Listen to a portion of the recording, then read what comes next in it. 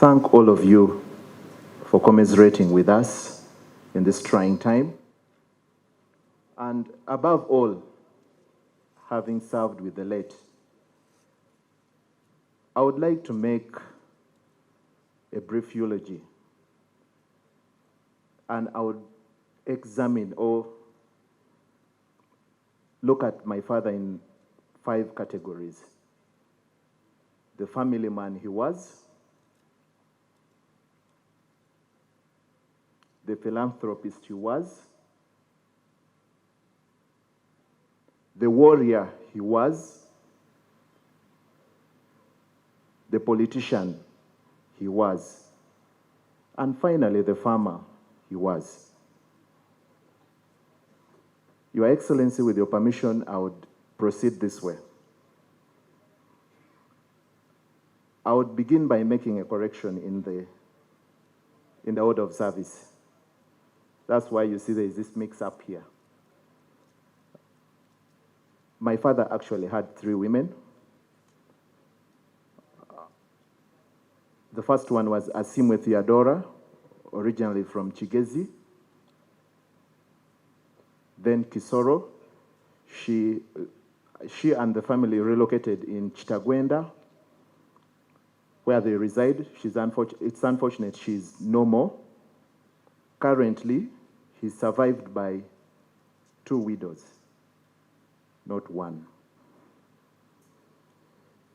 The first one is Rosalyn Agoy, the Secretary General for National Council of UNESCO in Ministry of Education. The other is Madame Joyce Aikoru, who he decided to settle down with. And at the time of his passing, he hoped he would wed in church, the church at home that he has been building. It's unfortunate that we didn't live to see that happen. Our father taught us a number of things. I want to pick a few. He taught us to detest lies, to detest theft, to detest witchcraft. Deep down in our hearts, as he kept on resounding that message to us, we indirectly learned to become truthful, to become honest, and to be prayerful. On the 2nd of May, when he met his death, as a family, we were plunged into an uncharted territory. But with the love you have showed us, we have learned to begin sailing in those waters. As a family, I want to speak for them that as our father lived with us, he taught us to forgive. He taught us to forgive. And he always said, whenever someone wrongs you, that's a debt for God to handle. Just forgive. It's at this juncture we want to take this opportunity as the children of the late. We acknowledge that the greater part of the family is doing something else to seek justice for him. But as the children of the late, we take this opportunity to forgive Private Sabiit.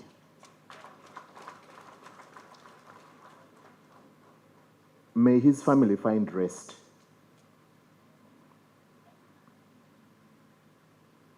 The humorous part, I remember our father used to tell us when we were still young, P1, P2, P3. He was so committed a family man that at a rank of a major by then, that was around 1993, 92, 93, he would move from office and come back because we were in P1, P2, there was one of P2 and the other of nursery, like that. He would take time to come back home and cook for us, ensure that we have something to eat. He sacrificed a lot. He took time. He nurtured us when our mothers were not there. He stood in the gap for us.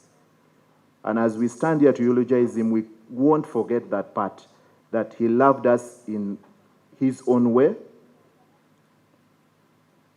even as we have grown up to be what we are. We want to acknowledge him for the love he has given us.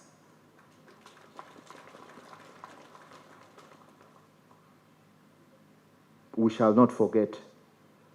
And we pray that we should touch the world in the capacities he has mentored us in. The philanthropist he was.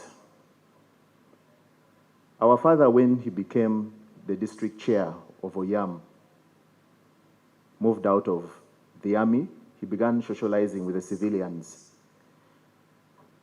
Paid for a radio program called Nena Bor on Radio Unity for 10 years out of his pocket.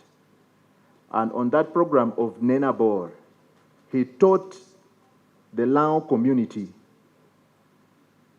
a number of aspects of life. The social life, the economic empowerment, the cultural bit of it, the religious bit of it. And in so doing, he believed that through his sacrifice, Lao would grow and holistically be connected to the entire part of Uganda, because as Lao, we were cut off during the insurgency, and therefore we had fallen back in terms of the social aspects of life, and in so doing, he felt that his vision would be met in that direction. Recently, when he came to Parliament, he took on adopting more dependents. Another part I would like to correct in the eulogy. There are not 19 dependents, there are 27 of them. I know because we always shared at times. There are 27 of them. The students he paid for in various tertiary institutions and university were 36 of them. 1 PhD holder, 2 master's holders, and 16 bachelor holders, and the rest were diploma holders and certificate courses. That was how big his heart was. He was generous. The warrior he was. If I recall back in Parliament yesterday, I don't think I will be able to do justice beyond what the generals Mujira and Kavuma, who have been his good friends, competently submitted in Parliament. But there is a part I would like to bring out. Your Excellency, you will recall when you retired my father, or our father, you didn't sign his certificate of retirement. I always asked him, why do you position your names? Why do you say Colonel retired and not retired Colonel? He considered it a deployment. He considered his political career an opportunity you had granted him to serve the greater part of Lango.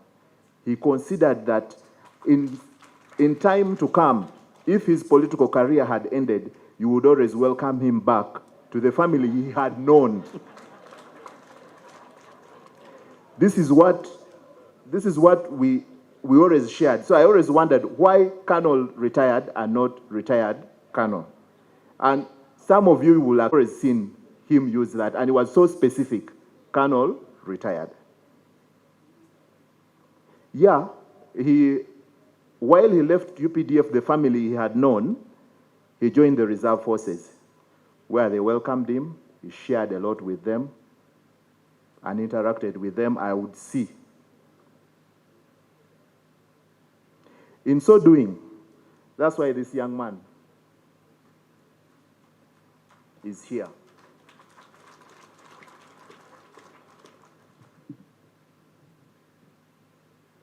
My father pushed him to join the army and hoped that if he's still alive, he would try to guide him into building a better career in the military, to replace him, because he realized that he would not, the people of Lango had taken him in wholesomely, so he would never go back to the army. But he would send someone who had his blood to carry on the mantle. So he's not yet passed out. He's still in the army. He's still in the training school. Your Excellency, it's at this juncture that while the greater part of the community is pleading that my late father be granted a posthumous promotion, I'm here on my knees to plead that this gentleman should be taken under your wings and you nurture him to replace the gap, the vacuum our fathers created.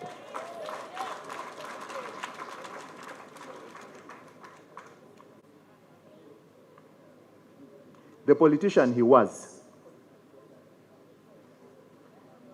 People think the politics he played outside was the real politics. That's not true.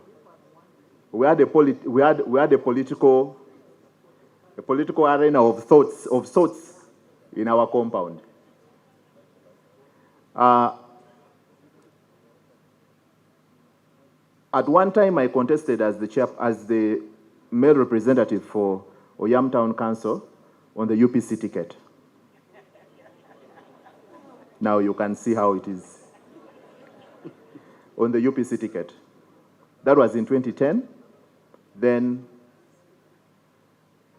subsequently, 2011. And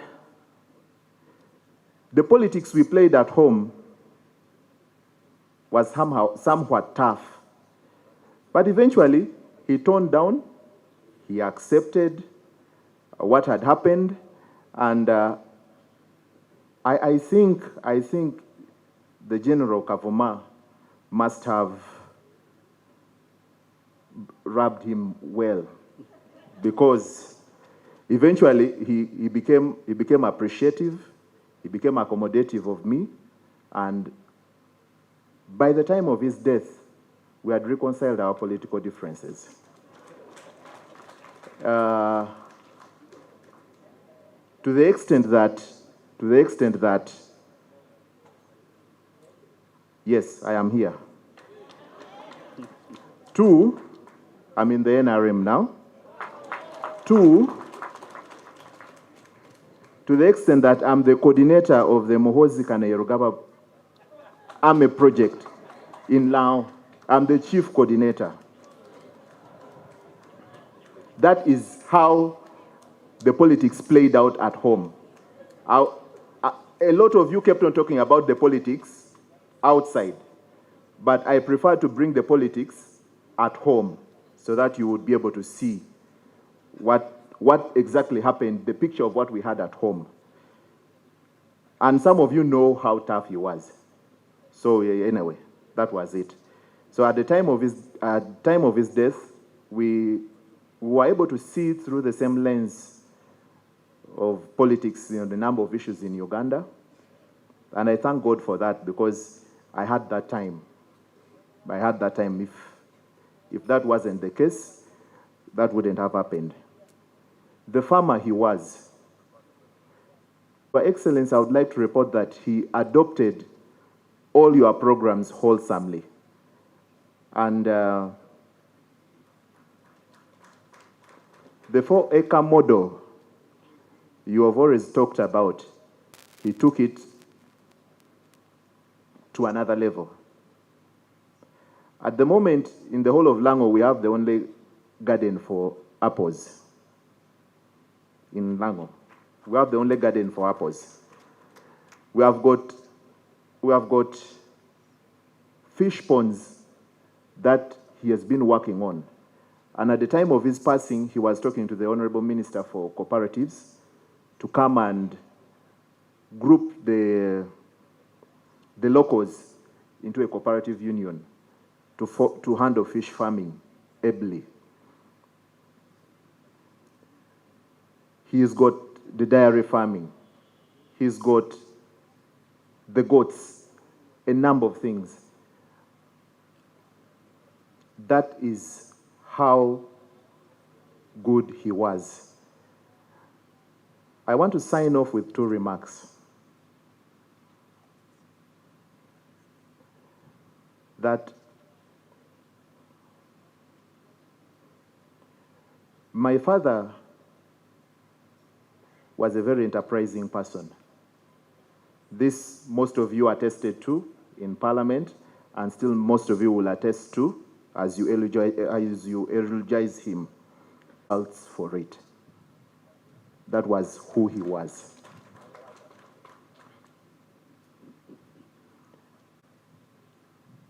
Your Excellency, recently, the colleague ministers from Ministry of Gender came home and they observed my father do something that most people wouldn't want to do. Sharon is our firstborn. So, during her marriage, the marriage and then the church wedding, he sat back and said, Junior, the time is now. Take on home responsibilities. Start handling issues in my presence to mentor you do it well. So at first I developed cold feet, but he insisted. In the clan, they insisted that no, you should give off the daughter. Then he said, no, Junior, do it. The colleague ministers who were there can attest to this. I did give off my sister in marriage.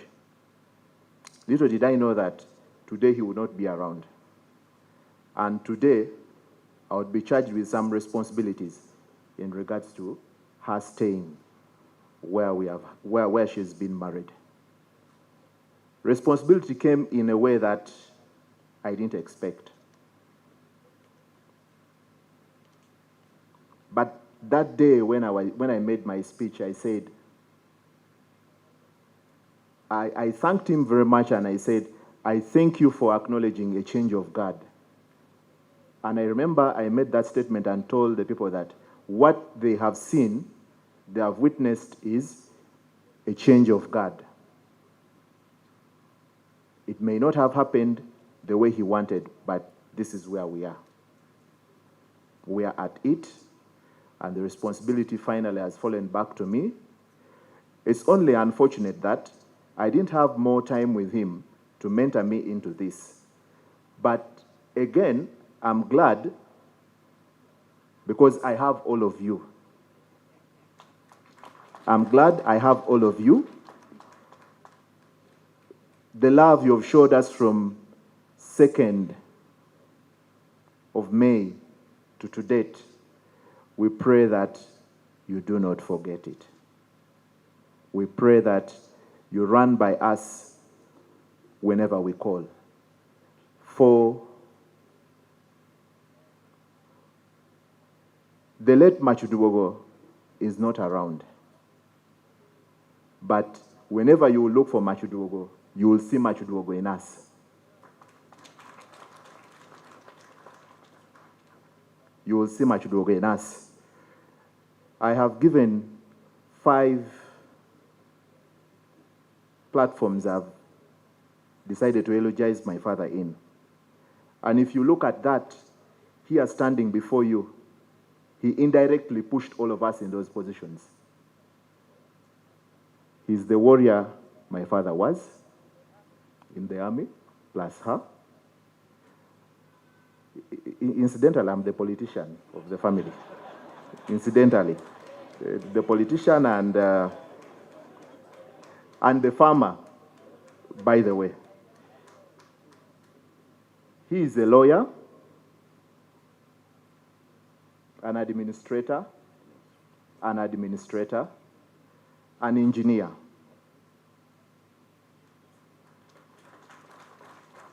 So he lies on this field an accomplished man.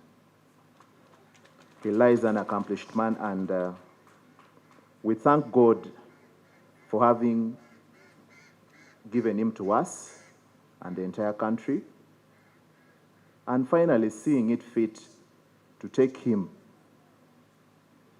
from us, because I think God must have fallen short of nice people in heaven. Wanted him to light up the place a bit. Thank you very much, Your Excellency. Thank you very much, the mourners. May God bless us all as we travel back to our places of destiny. Junior, may I now invite Honorable Sam Engola to come and give. Mourners present. It is not easy to talk at this moment, at a time where you lost a brother, a friend, I don't know what, all words, but I'll try my level best, Your Excellency. Your Excellency, on Sunday the other week, I and my dear brother here, we left for Tungamu to the home of Alex Basasa, who is here at present. I don't know why he's sitting in the crowd here. Alex, where are you? He's in your tent behind. Oh, he's in our tent because we gave him the name of Okelo, a son of Otikokin clan. We're like brothers. His dear late mother had passed on, and there was memorial service and a church opening for his late mother where that constructed. So he invited us, and we were all there. And there were 19 bishops of Church of Uganda for that function. I don't know whether they were saying bye-bye to him or what. I failed to understand. I've been asking Alexander. That's why the Bishop Ulango sent apologies from the higher bishop, because he was the one aiding the prayers. And when my brother was told to talk, he addressed the people in Luo, in Lango. Then he told them, we in our clan, when we come for burial, we don't talk English, we speak in Luo. I don't know how they felt because there was no translation. Alex told me that the bishop came and asked him, what has happened? We said we are following our tradition, because that was our mother. And I want to thank him very much for inviting us. So he left me there to represent him. He told me I'm rushing for a corona test because I'm going for Labor Day, and the president or the government wants testing. So I remained there up to 7 o'clock in the evening. I was also going to Lira for a function. So I kept on telling Alex, let me leave. I drove up to Lira, reached Lira at 3:30 in the morning, and I managed to finish my function. But he rang me, where have you reached? In the morning he called me, have you reached Lira? I said, yes. He told me, I'm also already on the ground. Then we agreed that we're meeting he told me I'm going for cabinet meeting on Tuesday. Let us meet on Wednesday at 10 o'clock in my office. So to my surprise, on Tuesday morning before 9, I got a telephone call from Madam Joyce, crying, telling me, your brother has been shot, call Honorable Jane Acheng to send the ambulance, because he was not at home. She didn't know he had passed on there and then. Immediately, I want to thank Jane Ruth Acheng very much, that immediately I called her. She told me I'm on the way to Entebbe for cabinet, but let me turn the car and come quickly. Let me also call Mulago. Good enough, that doctor Mulago, I have a number, I called her. And she told me, give me the address, let me send the ambulance. Me and my wife, we left immediately. The son Junior who was talking here was with me in my house because he has been staying with me. So I drove with him with my dear wife. As we were on the way in Nakawa, the driver of the late called me and said, he's dead. We all started crying. We drove, God was with us, there was no traffic. We reached the scene, I found my brother dead outside and bleeding. I overcried, you called me, Your Excellency. I told you I am still overcrying. I don't know even what we talked because I was really in my high worst mood. But I told you, Your Excellency, my brother is dead, he's lying down here. You tried to cool me down, you told me, give me the wife. I told you the wife is already admitted in the clinic, she cannot talk. You told me, let me talk to the driver. I gave you the driver, and he narrated to you what really happened. I want to thank General Jim Mwezi, who reached also, Dr. Biero Mozi, who reached, Honorable Beta Mongi, and many senior government officials, including police, who came on the scene very fast. What really happened, Your Excellency and the monarchs, Aji Sebagala, the former member of parliament of, is it Kampala or I don't know where? No, the brother, the young one who was a member of parliament. Alatif, he lives around the area. So as a leader, when he had too much gun shooting, he was the first one to reach on the scene. Now, he's the first one who took the photo, which circulated with the blood and the photo down there. And he tweeted, saying it is Sam Engola. He didn't know either my name or his name, but that's how the mistake came.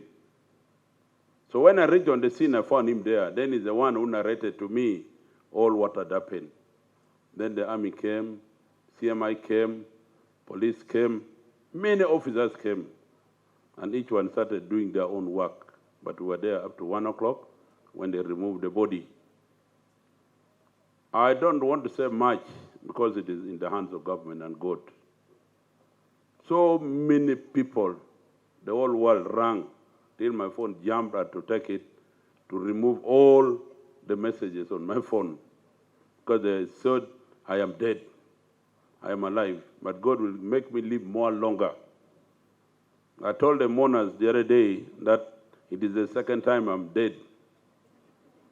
Because on the 18th of October 1982, I got a very bad accident on Ginger Road after Lugazi, and I really died.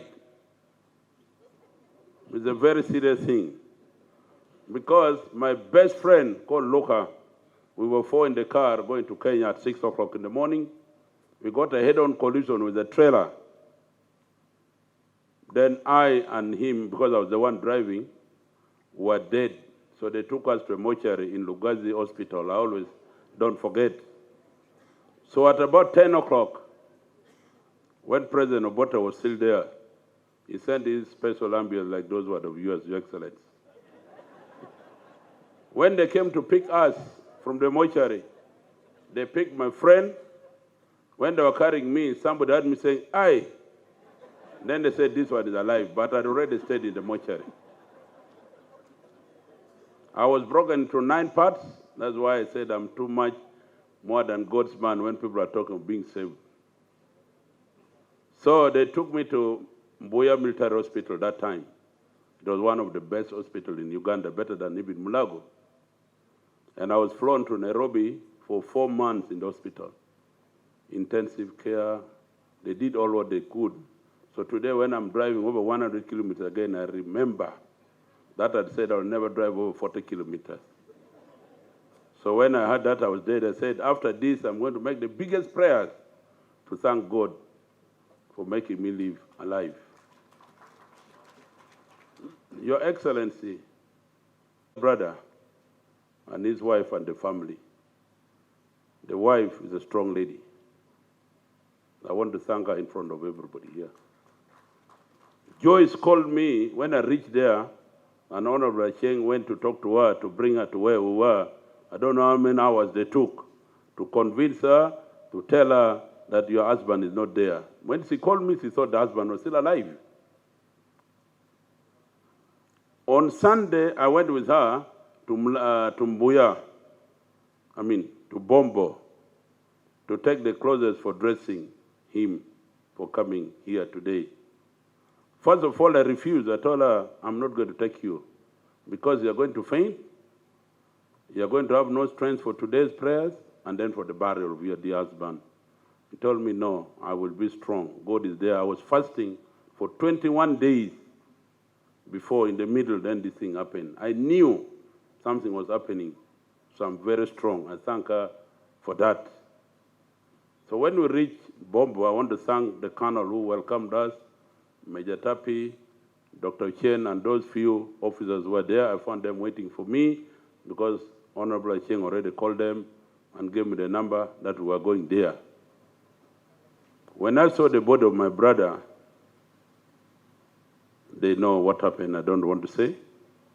She was very strong. Me, I got out and went and waited for them outside. My brother had 28 bullets on him. This man shot my brother as if I don't know what. Everywhere on him was wounds or bullets. Here lying. I said, this man fought all the wars in Uganda, fought all the wars in Congo, all the wars in Sudan, commanded on phone and when he was Minister of Defense to Somali. How can this man just kill him in front of his house, in the car? The pistol was there, the big gun was there. Then I said, this world, if it is your day, it's your day.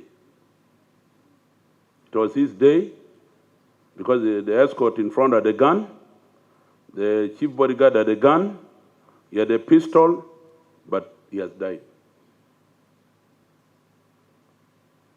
Yesterday, one officer was quarreling at night. Why am I going without escort?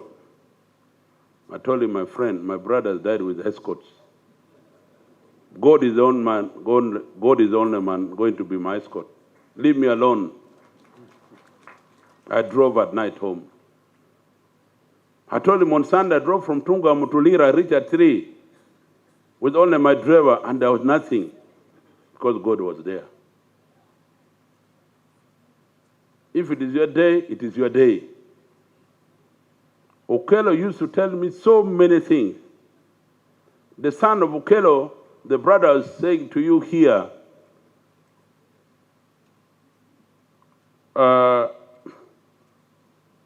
Daniel, Olong, Granny, you come again. Granny, as a family, as he's saying, used to talk at home. I hate soldiers. I don't want soldiers. Yet his father is a soldier. But the father would keep quiet. When he's talking, he comments, he keeps quiet. He comments, he keeps quiet.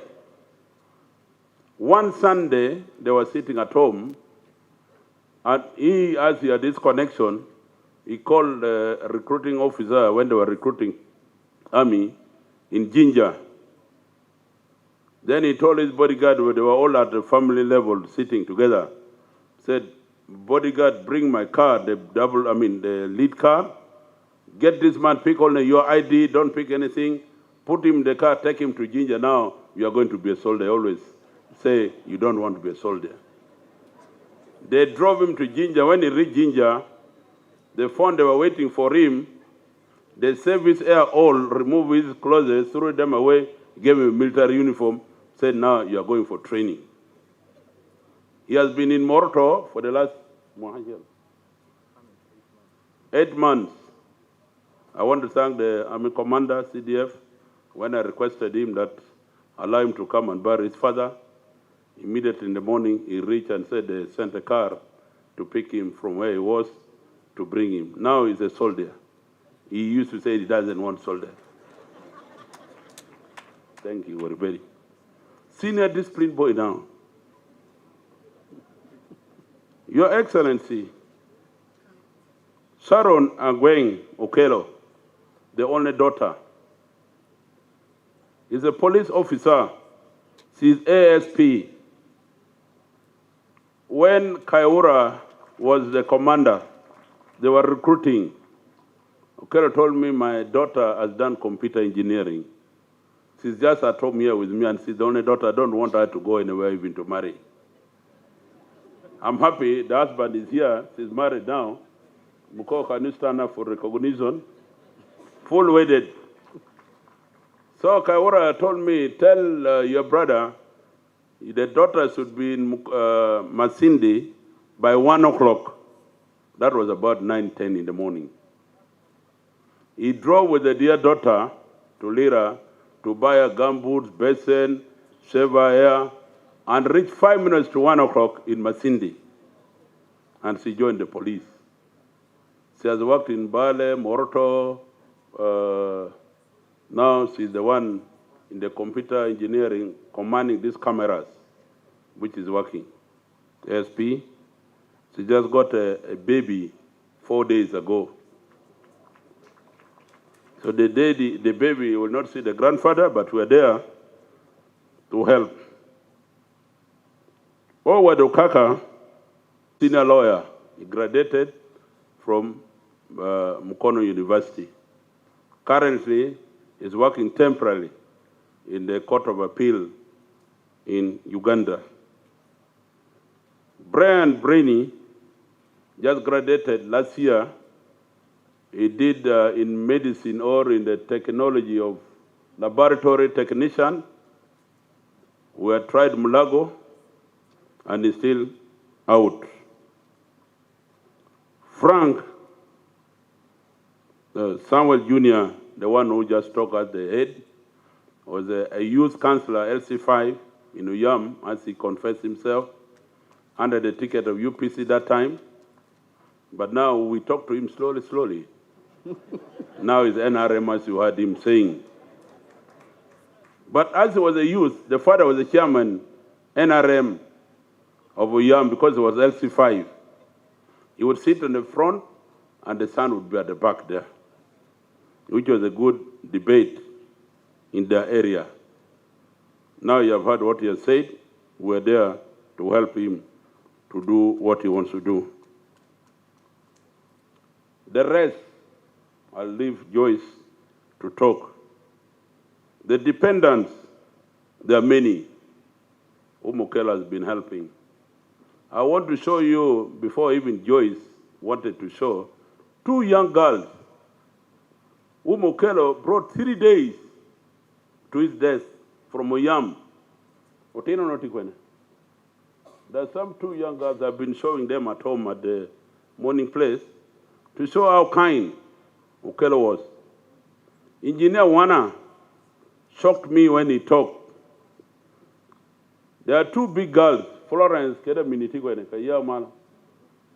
Florence Keda Mini. Florence Okelo. This is a life testimony, Your Excellency. This girl, they are very clever. This one is in P3, this one is in P5. You know, Yam, she's not our clan. Okelo did not know them, but they were digging in his garden for school fees. Their father, I've been telling people, and I'm telling men who are here, although I'm a man, if you know you get a new woman, don't involve your children in your affairs. Their father chased away their mother because they got a new woman, and these young girls cannot study. So every weekend, Okelo is going home, as you heard, he's a farmer. One day he found them cleaning the office. He asked them, who are you? The other day he found them digging. They said they're digging for school fees. Okelo decided to take them over. He called the father and the mother first and warned the man, but the man is a man. The boss is a boss in his house. You cannot direct him. So these 2 girls are now with us as the children of Okelo, and as Utihokin children. We are going to look after them and see that they become leaders of this country. The other 2 big girls, Florence Okelo, Kedea Minere, I had not known that they were not my clan. Because from childhood, I grew with especially the big one. Their father used to be a driver in Minister of Works, Those days, very close with my father, Okello's father, we thought that they were our clan. I just learned of it when we were burying the mother of late Engineer Wana, and they were introducing this one, that is their clan. Then I complained immediately, said, how did you become that clan? We grew together, we were sleeping in their home together when we were children. How come you belong to that clan? Then they told me, and I believe. But during this function of the memorial of Okello, Engineer Wana was talking at home. He introduced them and said how kind Okello is. Okello took her to the university. She was not studying because she's our younger sister. He started right from O level. From O level Up to university. up to university. Now the girl is working at Soroti University. That is the kindness of Okello and of Otiko Kid. We have very many, all those who are saying to you that Okello was looking after them. Plus the 19 grandchildren, he's still looking after them. So when I hear in the radio, I read, even today when I was coming, I was hearing that the clan or the people of Sabiit are saying they want to pay. I said, what are you going to pay? Our tradition said 7 cows, and I don't know what. Can those 7 cows look after all these Okello was looking after, plus these new 2 ones? No, I told them, let us bury our brother, then we can talk if you people want to talk. But we don't want to talk to you, we'll talk to the government, because Sabiit was a soldier. He was not from Fort Fortune and kill Okello. No, he knew why he killed Okello, but he's not there to tell us who sent him, or who bought him, or why he did that. So we are very kind. I've been having meetings. My Prime Minister has been calling me as a clan leader. I told my Prime Minister, wait, let us bury. Then we can talk. We cannot talk now when we're mourning. We have not even buried. Yesterday, when they brought the body, some of them had not seen the body. My relatives were crying. They have been thinking Okello is still alive or he has gone on safari. But when they saw his body yesterday, most people did not sleep. So I want mainly to thank you, Your Excellency, for granting us official burial for our brother as a clan. I want to thank the Ministry of Labor, the PS, the Minister, and all the staff who have been having meetings with us and helping us in all ways. I want to thank all the ministers and all the members of Parliament, especially of Lango, who have been with us every evening and helping us, mainly Santa Loom. I don't know whether she's here. Honorable Santa, she went. Where? I want to thank her in front of everybody, because I always tease her that she's a Luch, meaning she's UPC and I am NRM. But she has really been coordinating with us and helping us. Thank you very much, Santa. And I want to thank all the relatives, all the people of Uganda, the neighbors who have really been with us as if they are our relatives. The LC is there, sleeping with us, talking to us. Even tomorrow they're going with us to the village. We don't know the number of people who will be in the village there, Your Excellency. We're even inviting you if you have time to come and bury your friend, your commander, and your minister, if you're available. But if not, we're very grateful for the assistance they have been giving us and for honoring him official burial. I don't have any word to say, only thanking you who are here for this. I thank the Bishop for coming all the way from Lira yesterday and going back again to lead us in Lira. We're taking the body tomorrow morning. We want to thank UPDF for assisting us. They have been with us, the CDF, his deputy, all the commanders, all those who have worked with Okello. I know most of them, they've been coming at home, they've been ringing me. God bless everybody here, and God take the body of Okello, who will join him where he's taking him. May his soul rest in eternal peace. Let me take the opportunity, and has been very concerned, she has been very close with Okello. And when Okello was dying, we had been talking almost every day. The people in the ministry know how many times I go there, how many days we see each other. Let us continue with the family who are there, and you who have remained will still making Kata's call the way we've been doing to you. Don't close the door for us. Thank you very much, Your Excellency. Thank you very much,